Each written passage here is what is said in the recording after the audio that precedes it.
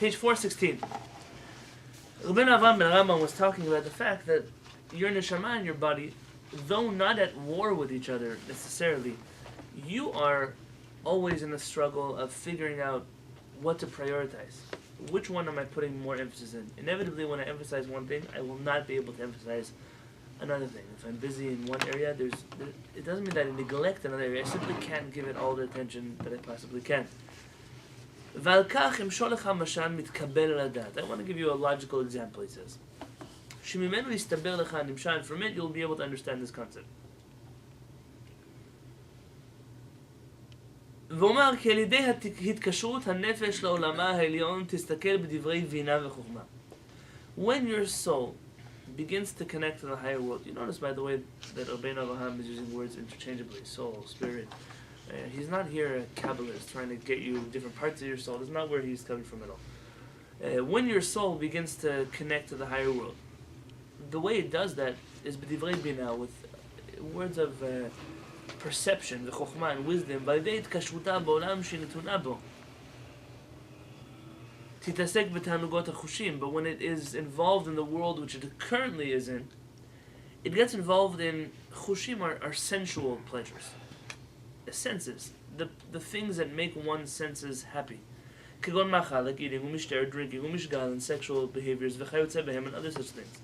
V'lo yodea ata mitoch hanisayon, and you already know from your own life experience.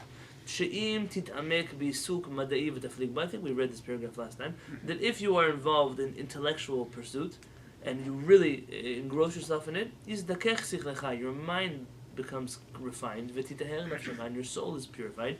Uchneged ze yivash gufcha, but on the contrary, what happens at the same time is your physical body becomes weak. V'chalesh kocho, and sometimes it can even get so weak, until you could be so intellectually exhausted that your body is feeling the effects of that. He's talking about lack of balance. Cool, right, but we didn't even go yet into how to balance this, as much as we're trying to identify that this is a truth. Because a lot of people will try to tell you that they can multitask. And yes, people can do many things at one time. What they cannot do is focus equally on many things at one time. It's just not the way that this works. Someone has to prioritize what it is I can put my energy into. Umeidach, and the opposite. Im hitasakta ba'achila ushtiya umishgal. I thought we read this paragraph already. At the bottom of 416.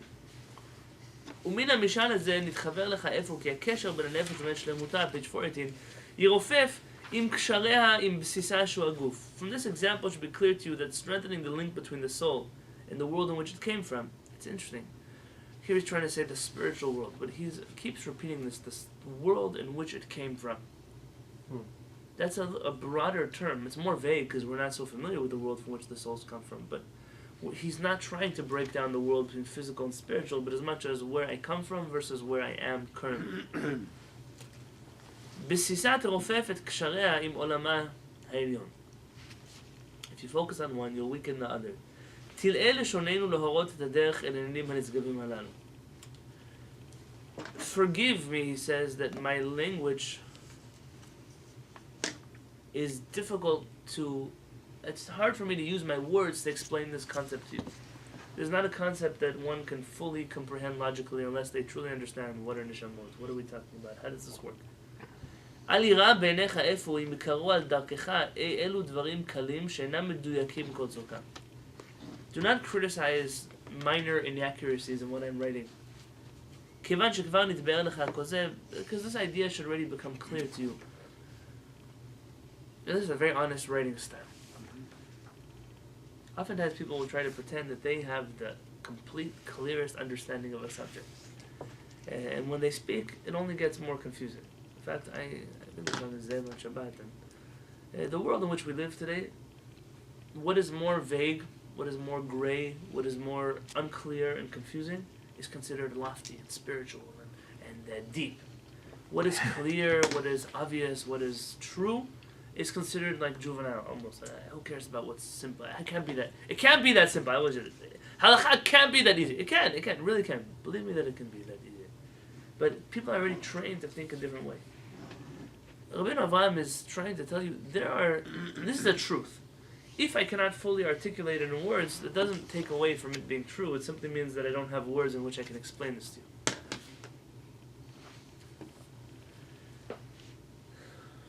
והנה תשוקת הנפש אל עולמה העליון באה לה על ידי הסתכלות והגות.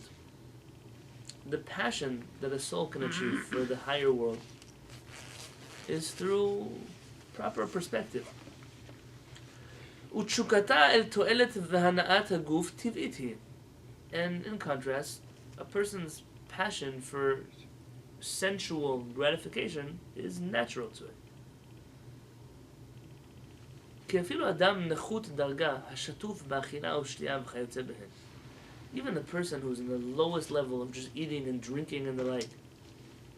אם חוזר הוא להתבוננות הרוחנית ואל מה שמחייבת ההסתכלות המשוחררת מן התאווה. Let's read it here. The English is not so beautiful.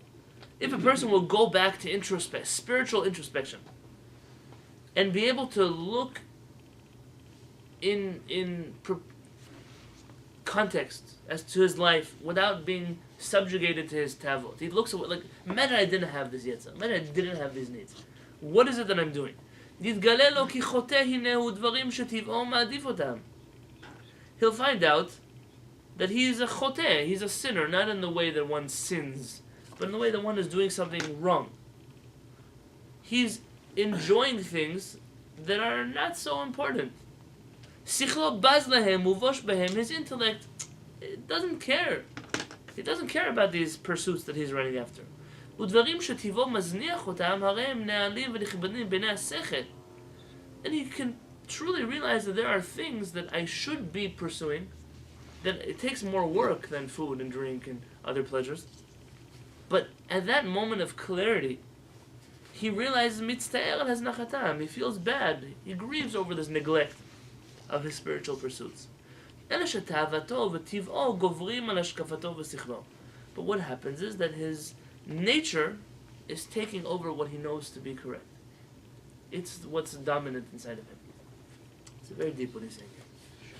Rav Kook alludes to something similar. This comes to mind in his book Orot HaTeshuvah, The Lights of Repentance.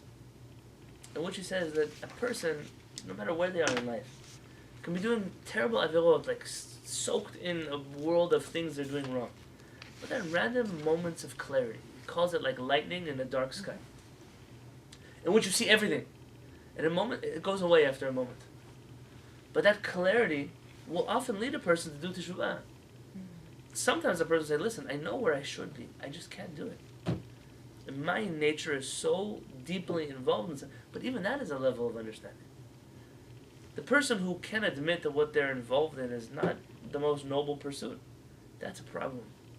But a person who understands, there was a terrible, I don't know if you remember this, a number of years ago there was this website that was helping people cheat on their spouses. Oh, yeah. And somebody hacked into it and got out names. It was like a disaster. All kinds of priests and rabbis and imams and like not normal situations going on over there. And they interviewed the person who owned this website. Like, don't you feel bad that this is your business? Like you're involved in destroying people's marriages? And his answer was unbelievable. He said, no, actually, I'm the one who keeps people's marriages together. If it wasn't for me providing a discreet way for people to cheat on their spouses, then they would all get divorced already. And I'm looking at a person, and he's convinced that his sickness is normal. You see, a person can, I'm not telling you it's okay, halachically, but a person can cheat on their spouse and know that it's something they did wrong and want to fix that and desire to become a better person. But the moment that person is convinced that I'm saving my marriage by doing this, that's not normal. That's actually, there are a lot of therapists saying that. Oh, wonderful. Look, we're already in a special one. I saw someone on YouTube. And I'm saying this about every averando. That example came to mind. People struggle with all kinds of things. That's what a struggle is. This whole chapter is about a battle, a mavak. The moment you stop struggling, though, that's where things get dangerous. When a person doesn't have those moments of clarity anymore. There's a famous teaching in Masechet Sotah, and this is a tangent, but it brings a similar concept back. Yeshu HaNotzri, Yeshu, the Christian, really Yeshu of Nazareth, that's what Notzri means. He was a yeshiva student. He ran away from the yeshiva. I have a number of classes already on YouTube about this. Yeshu leaves the yeshiva. Why? Because he's so involved in looking at women that he can't stay in the yeshiva. His rabbi throws him out. A number of times he tries to come back. And at a certain point, his rabbi says, okay, I'll accept him. And it's a tragic story. He comes to his rabbi. His rabbi's in the middle of saying Shema. So he says, wait for me for a second. He thought his rabbi was throwing him out again. And the Gemara says, Yeshu left. And he caused the Jewish people to worship idols and all kinds of things. Involved himself in sorcery and all kinds of wonderful things like that. That's such a sad story. Why did his rabbi go looking for him? The Talmud says his rabbi did go looking for him. Rabbi Yonatan goes to find Yeshu. He says, Yeshu, chazor b'cha, come back. Come back. You're so far gone. Come. And Yeshu says, you, my rabbi, taught me already that one who does an averah can do teshuvah. If one does a sin, they can do teshuvah. Aval, achoteh, u'machtit, harabim, but somebody who does an averah and causes other people to do averot, and misapkin bi'ado lasot teshuvah, they don't allow him in HaShamayim to do teshuvah anymore. So what can I do? I've already gone too far off, leave me alone. Which is interesting, because there are a lot of people in today's world. I've seen all kinds of books that Jews write about Yeshu. He could have been this, it was that, the moral Yeshu. Our rabbis are pretty clear about what they think about Yeshu. So it's not very hard to understand what our rabbis felt about him. He was a choteh, umachlit arbim. He caused the terrible things to happen on Israel. There's no reason why you should go run around trying to learn things from him. The Lubavitcher Rebbe is a commentary on Pirkei Avot. In the first chapter of Pirkei Avot, in the 6th Mishnah, the Lubavitcher Rebbe asks, what is going on in the story? He goes to his student. He says, come, do teshuvah. And he says, no, Rabbi, you already taught me that I cannot do teshuvah. So why did he bother going to him, says the Lubavitcher Rebbe? If he's the one who taught that he can't do teshuvah, so why is he going to him in the first place? Before he causes even more trouble. Yeah, but I mean, he's not quoting like there's an opinion that says, you're the one who taught me that I can't do teshuvah. It's not true. It couldn't be true. It must be that. Or he He could have done teshuvah if he chose to. He just didn't choose not to. You're onto something. What's it? He conveniently heard what he wanted to hear. What's the word? In Shamayim, they don't allow him to do teshuvah. In Misapkin Bido, really, that's not a correct translation. Lubavitcher Rebbe quotes a piece of Tanya, which he dissects over there. I'm not getting into. He says that when a person wants to do teshuvah, in Shamayim, they help you do teshuvah. You find this in your life. When you want to fix something, and you really mean it, you get some kind of supernatural strength to fix this. Rav Kook will call it a lightning in the sky. Rabbi Rebbe will call it a push from heaven. Chachamim will use different terms for this. But it's some kind of siyata d'shmaya, help from above, that helps you to do teshuvah. Says the Lubavitcher Rebbe that when a person causes other people to sin, he loses this privilege. If he wants to do teshuvah, it's all in his court now. You want to do teshuvah? You can. You can do teshuvah for anything. You have to work hard though for it. It's not going to come easy to you. You're not going to have the same divine assistance that you have, that a regular person has. Well, you have to go to other people and convince them with... Okay, well, the way to do teshuvah, already I'm staying away from how do you do teshuvah if a person causes other people to sin. It's interesting. This question is a difficult question. But in terms of the individual and that process, really he could have done teshuvah. But they wouldn't have helped him. And this was the answer that he was saying. He didn't understand this teaching correctly. And misapkim biyado doesn't mean they won't allow me to do teshuvah. Rather, they won't assist me in doing teshuvah from heaven. So what? You can still do teshuvah. But he chose not to. It's a tragic story, but he chose not to. If the rabbi came to him, I mean, isn't that a sign already that he's going to get help from his rabbi? If he Correct. chose? It sounds, the story has been repeated many times because there was this rabbi who was very big in Israel and then he ended up like a New Age teacher. Maybe. Oh yeah, wonderful. The same type of thing.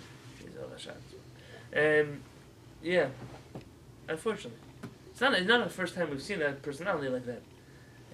But again, you see that there are people that even when they're immersed in the depths of Tumah, they can have this moment of clarity which they realize what I'm doing is not correct.